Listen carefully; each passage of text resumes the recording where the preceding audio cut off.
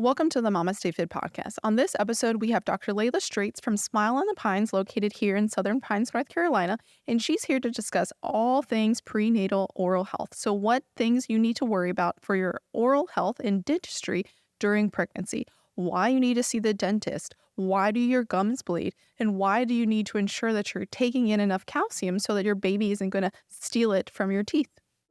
Welcome to the MamasteFit Podcast. This is Gina, perinatal fitness trainer and birth doula. And this is Roxanne, labor and delivery nurse and student midwife. And this is the MamasteFit Podcast, where we empower you on your prenatal fitness, birth, and postpartum return to fitness journey. Our podcast shares how to move throughout your pregnancy to stay strong and comfortable. Pain is not a requirement of pregnancy. Understand the science of birth and how to approach recovery after birth. We share our personal experiences as mothers navigating the stage of lives, plus our professional expertise as birth workers and fitness professionals. Our goal is to help you feel confident as you navigate the perinatal timeframe for an empowering pregnancy, positive birth, and postpartum journey. We are glad to have you with us on this journey and that you've chosen us to support you.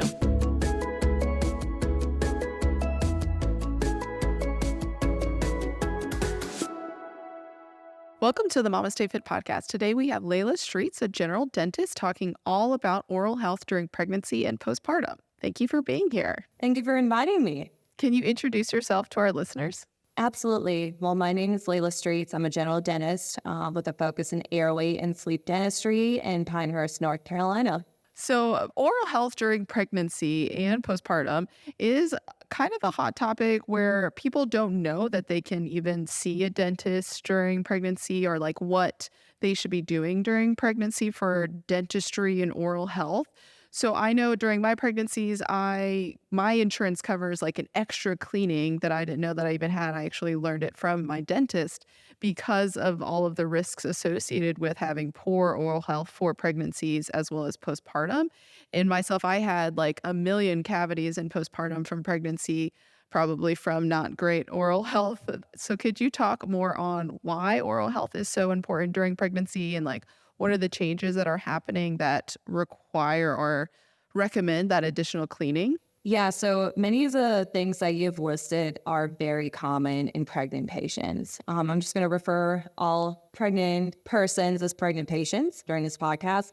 So whenever a patient is pregnant, there are a lot of things that change with the body. Everything from hormones changing to, the way they keep our food down, to sleep patterns, et cetera, that affect everything from gum health to dental health, literally everything. And so it's important, if not vital, for pregnant patients to go see their dentist even more frequently than the recommended every 6 months.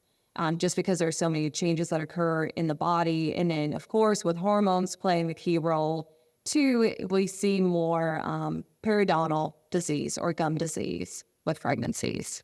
So this is like our gums, when you like go to floss your teeth, like I always found that I would bleed more often or like my gums just felt like more inflamed during pregnancy. I don't know if you had the same thing when you would floss your teeth. Like every time I felt like they would bleed versus outside of pregnancy that I feel like it very rarely did when I would floss. For me, I think more of the issue is I have a really sensitive gag reflex. So every time I brush my teeth, if spit touches the back of my throat or if I try to like brush my tongue, I throw up. And then I'm like, well, that defeated the purpose.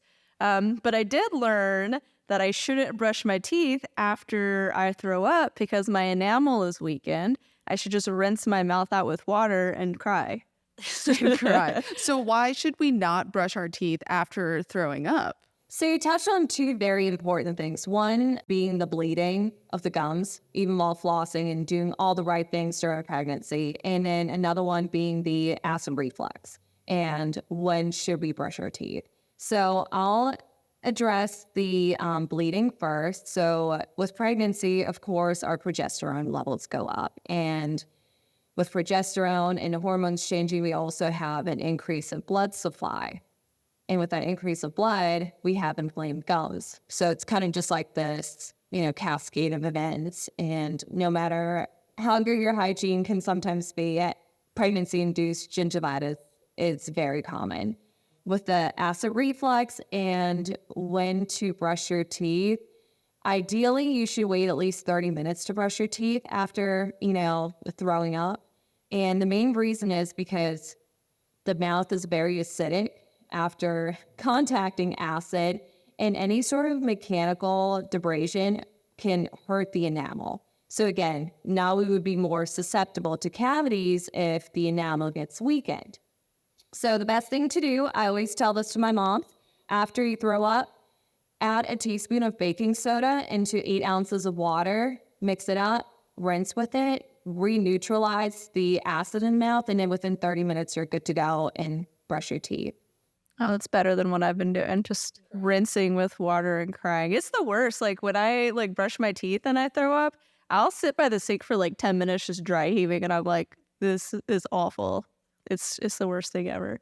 But I don't brush my teeth right away, so I have that going for me. But so should you still brush your teeth even though you know you're going to throw up? Again, No, like before. Like you know that you're going to throw up if you brush your teeth.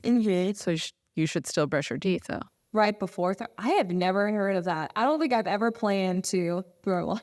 Let me not brush my teeth in fear of vomiting. throwing up. Well, I guess what's better? Is it better to have the acid on my teeth from vomiting, or brushing my teeth, Or not brushing brushing my your teeth?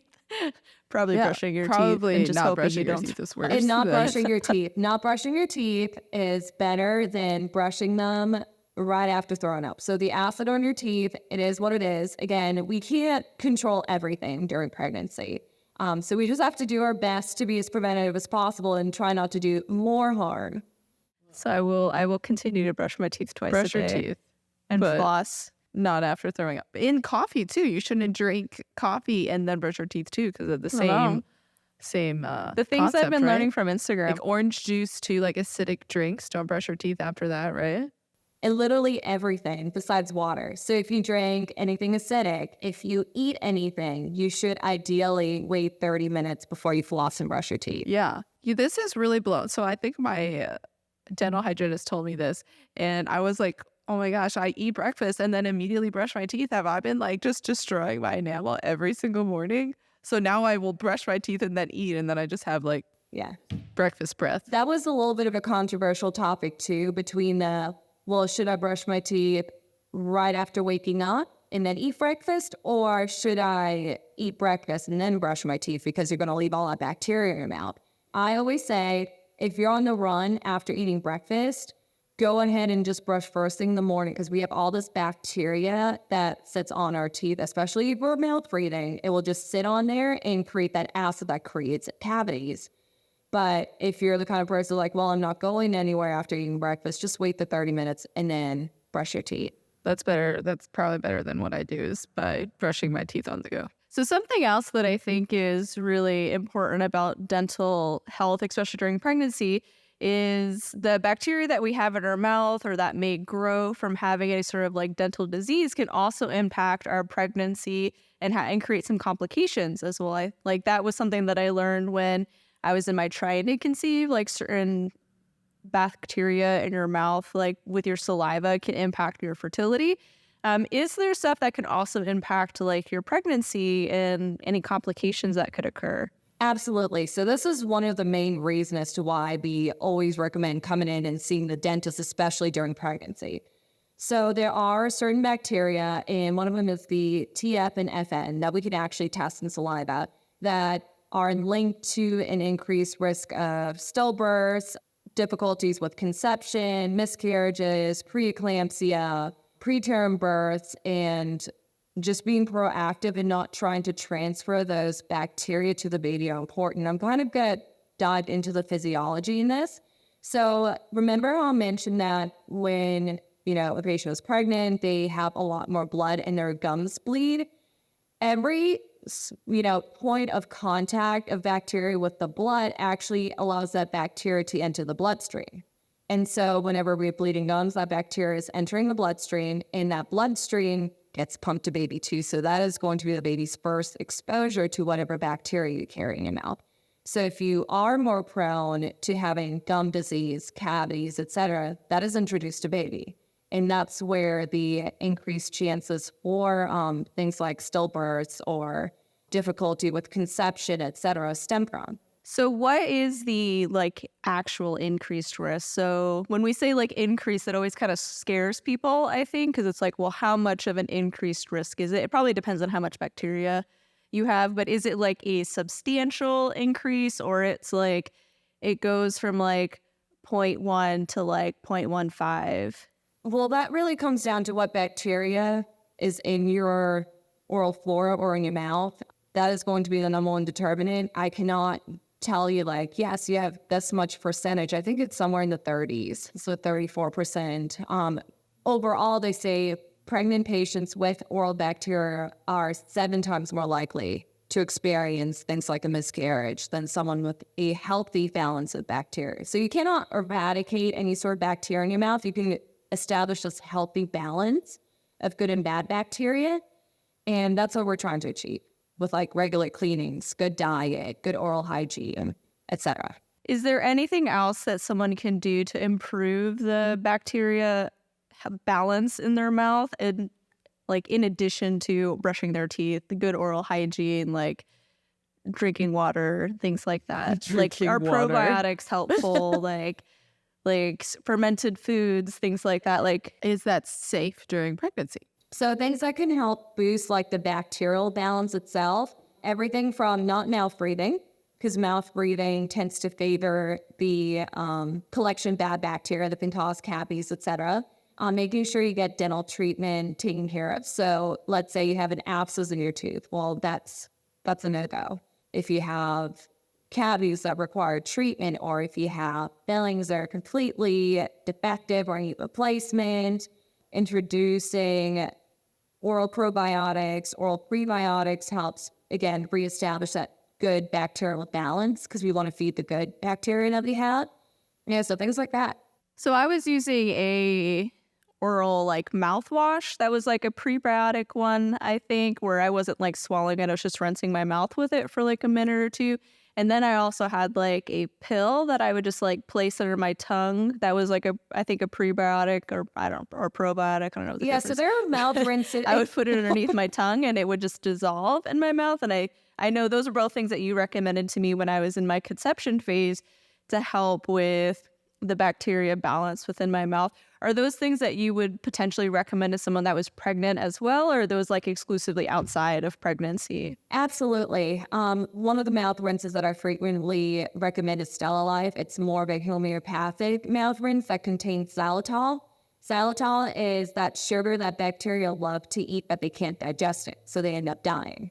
So xylitol is absolutely awesome. They also have xylitol-containing gum, so if you chew food or eat food, you can chew a xylitol-containing gum for 5 minutes after a meal, and it should help with control the bacteria in your mouth. Oral probiotics, one of the ones that I highly recommend is called Probiotrel, and I, again, recommend it taken right before bed, because that's when you can just let that tablet sit in your mouth and dissolve. And so you're constantly feeding the good bacteria instead of flushing it off or swallowing it after eating. So if someone who potentially might have either poor oral hygiene or risk factors for preeclampsia, stillbirth, preterm birth, could they, or if they've had a history of miscarriages, could they do a saliva testing to see if maybe the bacteria that's in their mouth could be off balance and potentially one of the causes? Absolutely. Any sort of bacterial saliva testing gives us this clear picture of what bacteria is in your saliva, is in your mouth, that you're carrying, that's at an unproportional balance. So what bacteria do you have in your mouth that is too high for what is acceptable? So based off of that, we can say, okay, so you carry this and this bacteria. It is higher than what we consider a safe zone. Let's try to decrease the amount. And there are different ways that you can approach to decreasing that certain bacteria, because every bacteria responds differently to treatment. Well, that's basically what the saliva test tells us. It gives us this key of what bacteria are you actually carrying that's potentially putting you at risk. Do most dentists offer the saliva test, or is there something specific that somebody should ask if they wanted to get their saliva tested? So not every dentist offers this. And the main reason being is that it's not a covered service by insurances. If anything, it might be something that could be covered by medical insurances. It does require training to be trained to analyze the data and the results and then treatment plan accordingly. Is there like a directory of dentists that have been trained in it that would make it easier for someone to find somebody that offers the testing if they were interested? Yes and no. So there are 2 or 3 different testing centers that will run the saliva samples. One of the ones that I did the training through is HR5 Direct Diagnostic. That's the company that I worked with. It's really tough to say, I don't know if they even have a directory. It's more so, hey, we'll run the tests for you. We'll tell you, this is the recommended treatment approach if you want to go the pharmaceutical route. This is the recommended treatment approach if you want to go the holistic or homeopathic route. But it really comes down to the testing center, I guess.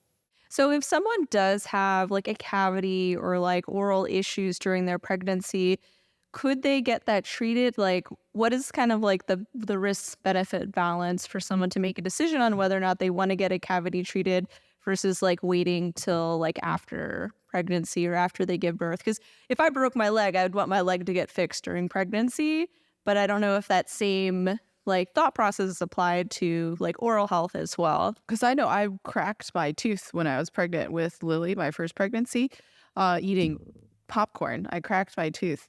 And when I went in, they were like, well, we don't want to do like anything crazy because you're pregnant. But I don't know if that applies to like everything or just my personal case. It's really case by case dependent. So not every patient's case is exactly the same. So you have to look at one, well, is this an elective procedure? Is this an emergency? Do we have an actual infection? And like I've mentioned before, the presence of cavities can affect baby. And you also have to look at, well, what semester of pregnancy is mom in? If it's first trimester, you don't want to, do anything during that time period, like dental wise, because let's say we have to drill the tooth. Well, we want to be able to numb the patient. And it's generally not recommended to administer any sort of anesthetic first trimester unless absolutely necessary. Second trimester tends to be that happy medium where mom is not uncomfortable. We can lay on her back and we can administer the anesthetic and, treat anything that could be elective.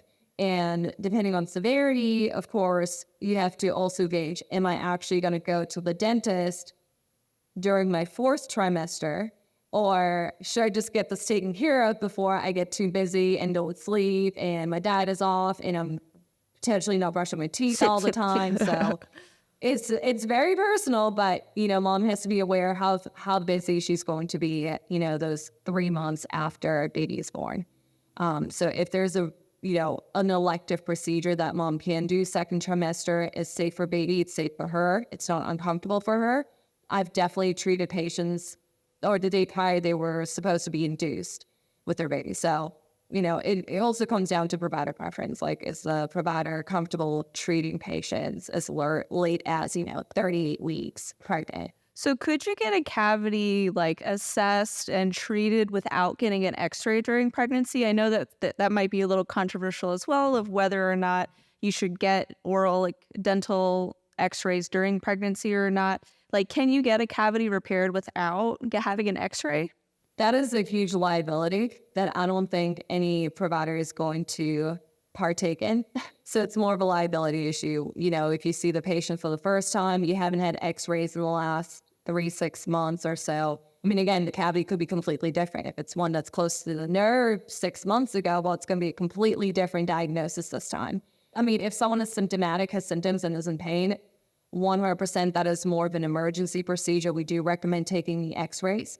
So the current guidelines for x-ray and radiation is that it can be taken anytime at a mom's pregnancy. So first trimester, second trimester, third trimester. Some providers will take the step and just cover a baby's belly with a thyroid collar or any other shield to protect both mom and baby, but it's not contraindicated to take x-rays. So it's absolutely recommended, if anything. Because I know that was something that some folks might have like a concern about, of whether or not like, oh, I have this cavity, but I don't feel comfortable getting an x-ray. But knowing that it is safe to get throughout pregnancy, or at least the dental x-rays, I think would be comforting to folks that are having any sort of like oral issues. Because I know during my first, when I again broke my tooth, they recommended me getting an x-ray and like went over all of the risks associated, that it was fairly safe, but there's always like risks with everything you do in life. So they gave me the choice of whether or not I wanted to get x-rays. I was like 32 weeks pregnant. So I was like, I'll just come back when I'm postpartum. I'll be okay. Yeah, for during the next 2 months. my pregnancies, like my routine like cleanings and stuff, we usually skipped the x-rays because it was like, well, you're not having any like issues. We don't need to do it. When you're postpartum, we'll get the x-ray and we'll make sure that you don't have anything underlying. So that was nice but I didn't have any like tooth pain or aches or anything that made me want to get an x-ray to like assess. So that was comforting to know that I had the choice during my pregnancy as well for my routine care. But also postpartum, I like what during pregnancy like causes cavities, because I get so many cavities during pregnancy. With my first, I had like 5. With Colin, I had like 2. With Joan, I had 1. So like I always get a cavity.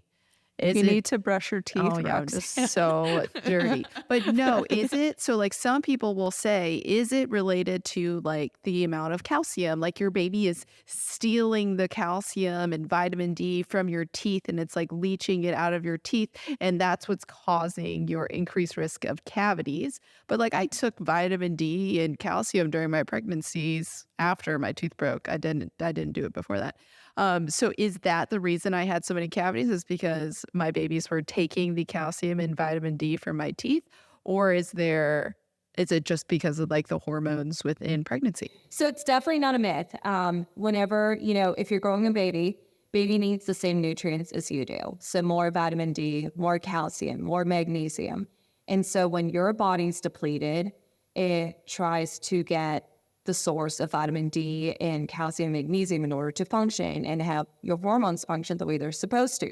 So, what happens next is that those ions are excreted from our enamel, because our enamel is made out of phosphate and calcium, etc. And so once those ions are released from the teeth, now they're more susceptible to cavities because the structure of the tooth is not as strong as it used to. So yes, that is absolutely possible. So this is why, medical providers recommend upping your intake of calcium and vitamin D and magnesium during pregnancy and postpartum and while you're breastfeeding. So it's not like baby's taking it out of your teeth and like, it's just like the enamel is like kind of releasing it naturally, and then the baby just takes what is released rather than like the enamel getting it back. Okay. Yeah. That makes more sense rather than, hey, your baby is stealing the calcium from your teeth. I'm like, how does that's that even aggressive. make sense? Yeah, so baby's taking whatever is in your bloodstream, and then your teeth are releasing everything else into your bloodstream, especially if there's an imbalance. Are there any like dosages that you recommend for like oral health of like vitamin D, calcium, or magnesium? I know it also is individualized as well based on what each person needs, but is there like a general recommendation that you have? I don't have a recommendation. There are definitely companies that do provide testing for vitamin D levels. I mean, you've heard of Thorne. I'm a huge Thorne fan. And Thorne has a vitamin D test. So you can test how depleted or how much vitamin you actually have. And I think they're going to ask you like whether or not you're pregnant, or if, what your gender is, et cetera. And I think the current statistics are that 75% of the population is depleted in vitamin D. Oh, yeah. Which makes sense. I mean, we're hiding in a building right now, so I believe it.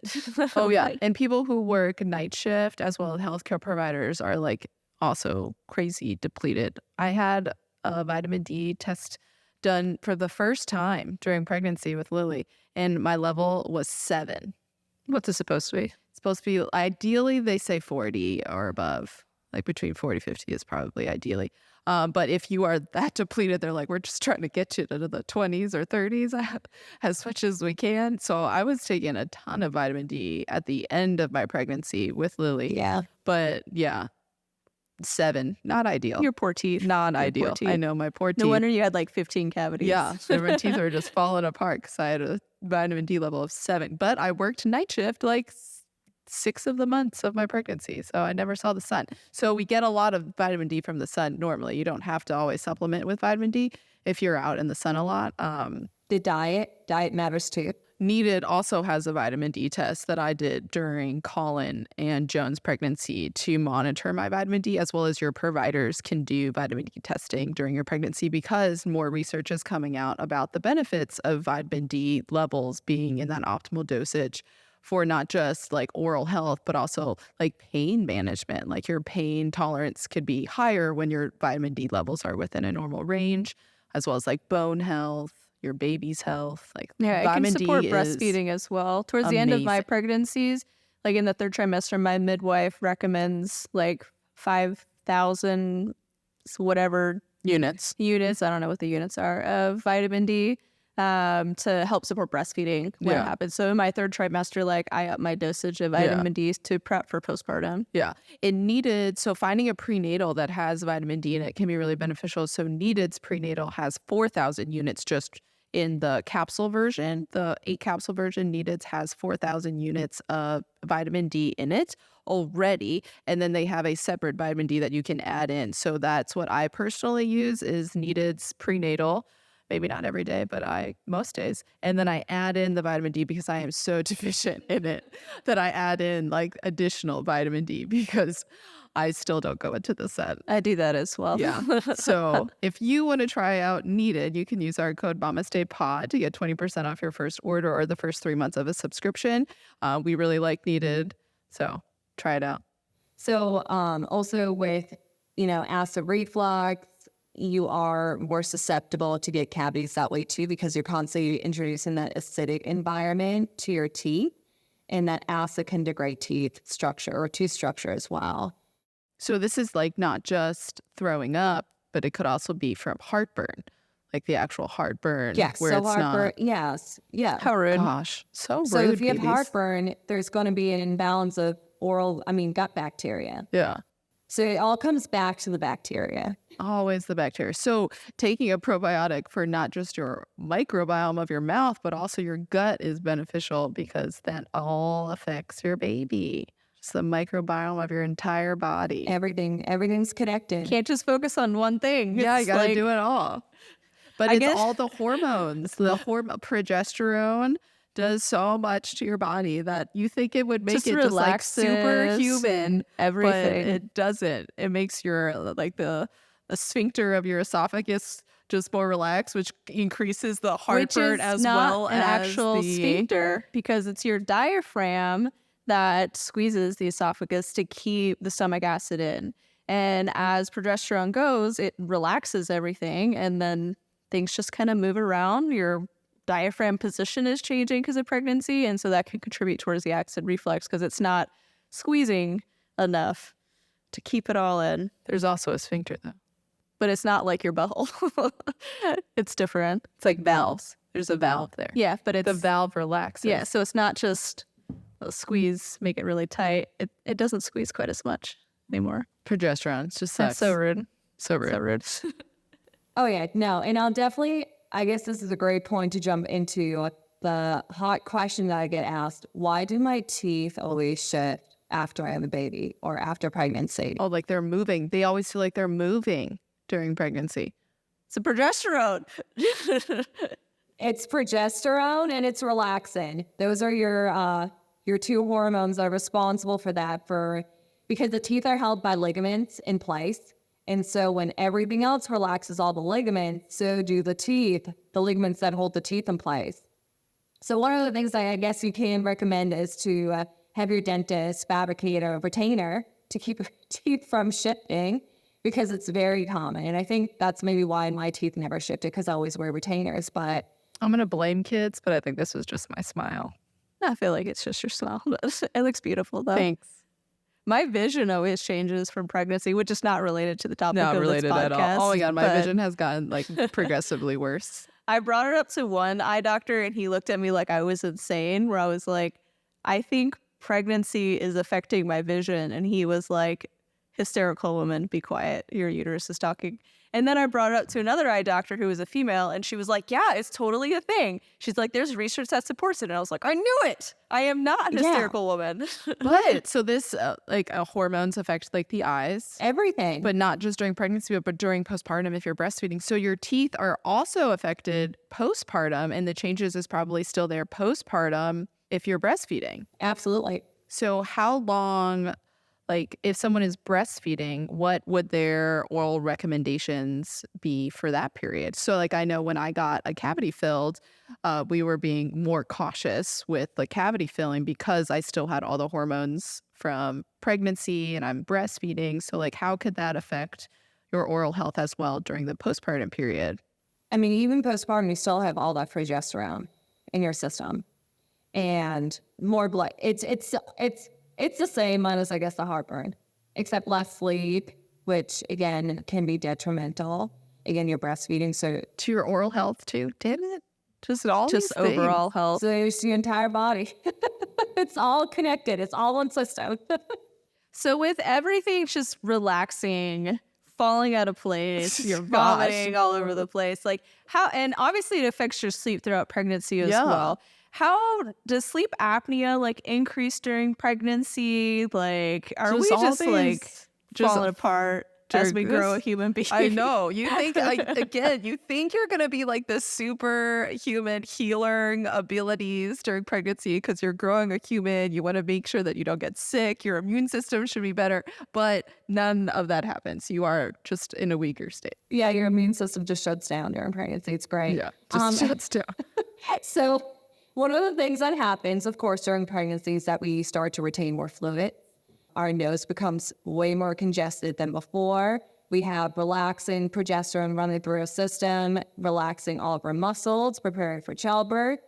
And of course, we have our diaphragm being pushed on. And unfortunately, one of the things that happens is, especially during the third trimester, of course, we're also gaining like 75, 100 pounds during pregnancy. One of the things that happens is all that extra weight, all that extra blood restricts the airway. So unfortunately, pregnant patients tend to be the most underdiagnosed patients for sleep apnea. It can happen. It can 100% affect baby. So if you're restricted, and I mean, if your airway is restricted and you're not getting enough oxygen to help your body function and exist, then it can affect baby as well. So if your body's depleted of oxygen, it's going to affect baby as well. And that is one of the things every soon-to-be mom or current mom should have a conversation with their OBGYN about. It's like, hey, I'm not breathing. I mean, I'm waking up at night not being able to breathe, or I feel like my sleep quality is terrible. Of course, your provider has to be educated or well-versed in sleep disorder breathing, but it's something that should be discussed with your provider. Could someone, if their dentist is like skilled in the oral airway and like airway breathing, could they be screened at their dentist as well? So according to the American Dental Association, as of 2017, every dentist should be screening their patients for sleep disorder breathing or obstructive sleep apnea. So that should be a norm. And if, they cannot provide you with answers, they should refer you to either a specialist who can do proper screenings or to another dentist who can do screening. So yes, it should be 100% brought up. So if they're getting their prenatal cleanings, they should hopefully be getting screened for this. Absolutely. Because I know like if someone came to like the OB's office and they're like, yeah, I wake up in the middle of the night, like not able, like I feel like I'm having trouble catching my breath, or like I wake up and I'm just like still exhausted, that could be like, oh, like you have maybe some anxiety, or like, You're you're pregnant. pregnant. Like you're probably not sleeping really well because you have a huge baby in your belly and it's hard to get comfortable. So like they could find like other things that are potentially causing this. Whereas like for someone who is kind of more skilled in screening for sleep apnea, like they hear that and that's like the first thing. They're like, oh, you're waking up in the middle of the night, hard of breath. That's probably some sort of airway restriction. Yeah. And I mean, just symptoms of depression, anxiety, all that stuff, that's related to poor sleep. Oh, yeah. Poor sleep quality, potentially poor nutrition or depleted vitamin D levels. I've posted a lot about this recently this week about sleep. It's Sleep Awareness Week, FYI. I posted a lot about this on my Instagram about, the effects of serotonin on your overall health and then the different minerals that can affect it. The lack of oxygen could be part of it. So, acid reflux, depression, anxiety, those are all symptoms correlated with poor sleep or poor airway. So what are the treatments that someone can get during pregnancy for sleep apnea? Honestly, the only treatment available for sleep apnea and during pregnancy that is safe for both baby and mom is an oral appliance. So one of those jaw repositioning appliances that just opens up the airway, repositions the jaw and the tongue so the tongue doesn't fall into the back of the throat. And it helps with snoring too. Okay, so would this be something that someone would get fitted for by their dentist, or what type of specialist would they want to seek care from to get fitted for this if they do a screening for sleep apnea and they find out that they do have it during their pregnancy? So they would need to be diagnosed by their sleep physician, either their primary care physician, OBG, you name it. Any kind of medical doctor can refer their patient over to a sleep medicine provider to get a sleep study done. And then with the oral appliances, it's just dentists that make them. So it has to be a sleep trained dentist. So you would need a sleep study to which makes it a little hard because I know sleep studies can be hard to schedule. Unfortunately, like I scheduled one for my daughter and it was like, I called in January and they're like, our next appointment's end of May. And I was like, cool. Yes. That's 5 months away. I will give birth I by will then. still schedule it because it could still be beneficial in the postpartum, still getting that test, but it may be something to, like, if you have risk factors, maybe of sleep apnea outside of pregnancy, what kind of risk factors outside of pregnancy would lead to someone being like, maybe I should get a sleep study if I'm looking to get pregnant? Or is it just like every pregnant person? Well, I'll jump back on the whole sleep study. So there are home sleep study tests. Oh. And I mean, we have them in office too. It's just your physician has to order them. So in order to mitigate the whole like in-lab sleep test, which children should take, there are home sleep tests. So you just wear an appliance on your wrist and on your finger and you can track your sleep. Unfortunately, it does not rule out sleep apnea, but it can rule it in. Yeah, so risk factors, if anyone has ever had a mouth guard that they cannot wear throughout the night, as in they just throw it out of their mouth, that tends to be, a telltale sign for an airway-related issue. If you snore, if you find yourself gasping or choking for air in the middle of the night, if you feel like you have a lot of daytime drowsiness, if you wake up not feeling refreshed, those can be signs. Or if someone has told you they're clenching around your teeth, if you have bony growth around your gums or inside your mouth like tori, that could be another risk factor. If you have scalloping or these marks around your tongue, another risk factor. So there are a bunch of them. But generally feeling sleepy and tired. Feeling sleepy or tired. Motherhood. Motherhood is a risk factor. So there's obviously a lot for the importance of oral health just in general. And then especially for pregnancy, because our oral health can also impact our pregnancy health, our baby's health, and then developing or not developing certain complications throughout our pregnancy. And some of those risks can be on the higher side if we have really poor oral hygiene. There are sometimes barriers to oral hygiene, such as vomiting all the time because you have really sensitive Heartburn. gag reflex. But we do get extra visits with our dentist, usually with insurance throughout our pregnancy, so we can get that additional cleaning, some more screening to make sure things are doing well. You can do saliva testing throughout pre-pregnancy, during pregnancy to kind of assess the bacterial volume and type within your mouth. Overall, like, what recommendations do you have for somebody during their pregnancy to kind of sum up this episode that someone should do during their pregnancy to support their oral hygiene? Make sure you visit the dentist, number one, and get your cleanings, hopefully 3 times a year versus 2. Make sure you have a nutrient-dense diet. and keep the communication open with your care providers. Well, thank you so much, Lejla, for coming on our podcast. How can our listeners find you to learn more from?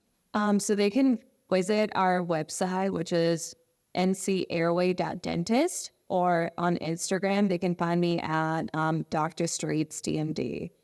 And I will also put this note out because I've had, unfortunately, a lot of calls with pregnant patients saying that they are being denied treatment or cleanings because they won't take x-rays. If anyone's in the Moore County area and they're not, allowed to, or they recently PCS, because I know we have a lot of military, listeners here. If someone is denying you treatment during your pregnancy and you don't want to take x-rays, we will still do your cleaning.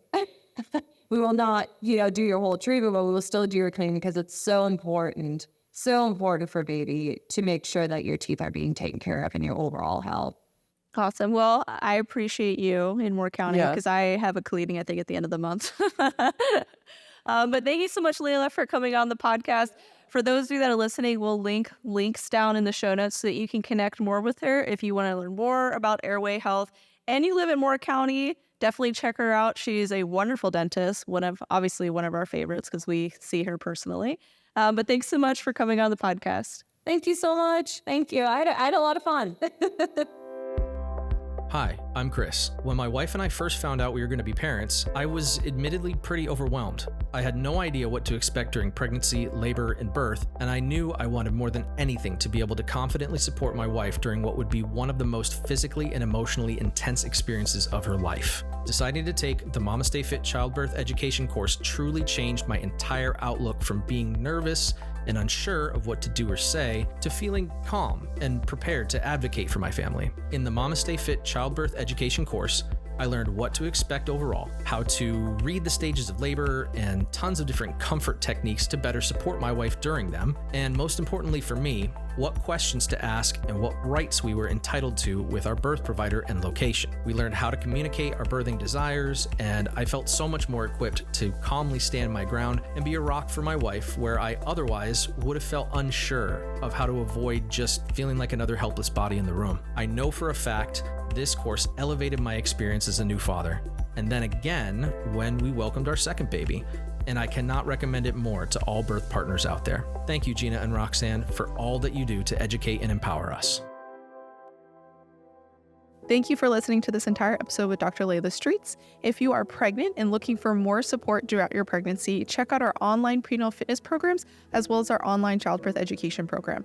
Our online prenatal fitness programs is designed to help keep you strong throughout your pregnancy and pain-free, because pain is not a requirement of pregnancy. It's offered in 2 different formats. We have our app-based program and then our on-demand program. Our on-demand program is a video that you work out at the same time as us, and it's offered for first, second, and third trimester, and you can also bundle them all together. Our app-based program is a list of exercise with demo videos that you work through at your own pace, and this is offered in a full-length program, so 45 to 75 minutes per workout, or we have a mini program that's 15 to 20 minutes per workout. Both of these programs are designed to help decrease your pain as well as strengthen you for pregnancy and birth. Our online childbirth education discusses the science of labor and birth to take some of the mystery away of what is actually happening within your body to make it less scary as you're going through it. We find that when you understand what is happening within your body during labor, it makes it easier to cope with and move through your labor. We also discuss birth options as well as things your partner can do to help prepare you and support you throughout labor. We also have a little bit of postpartum information, what to expect in those postpartum, as well as newborn care. And you can bundle the childbirth education with the prenatal fitness for extra savings. If you're postpartum and looking for more support, we offer a postpartum prep course, so what to expect in the postpartum for both you and baby, as well as a postpartum return to fitness course for you to rehab and return back to fitness after having a baby. And if you're a professional and looking to learn more from us, we offer a birth workers course as well as a prenatal and postpartum fitness course where you can earn CEUs while learning from us. And you can check out all of our offerings on our website at MamasteFit.com and use code STORY10 to get 10% off any of our offerings. This podcast is sponsored by Needed, a nutrition company focused on the perinatal time frame that both Gina and I have utilized during our pregnancies, and we love to recommend to all of our friends and clients. And you can use code MamastePod to get 20% off your own order.